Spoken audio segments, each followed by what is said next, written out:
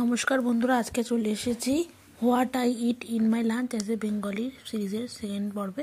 প্রথমে দেখো ভাতের সঙ্গে যে মুচুরি ভাজা, অনেকে হয়তো খেয়েছো, তারপর হচ্ছে বেগুন ভাজা, তারপরে দুটো পাঁপড়, আর আছে মটর ডাল লাউ দিয়ে, দেখো লাউটা পড়েনি আমার, আর হচ্ছে ফুলকপি আর আলু। এখন দেখতে তো শীতকাল বলে প্রত্যেকদিনই প্রায় ফুলকপি আলু হচ্ছে। এবার দেখো খাওয়া শুরু করবো। ভাতের সঙ্গে প্রথমেই লাল লাল মুচুরি ভাজাটা মেরে কিনলাম। এটা সত্যি কথা বলতে এটা আমার খুবই ফেভারিট খাবার, মা কড়া কড়া করে ভেজে নিয়েছিল।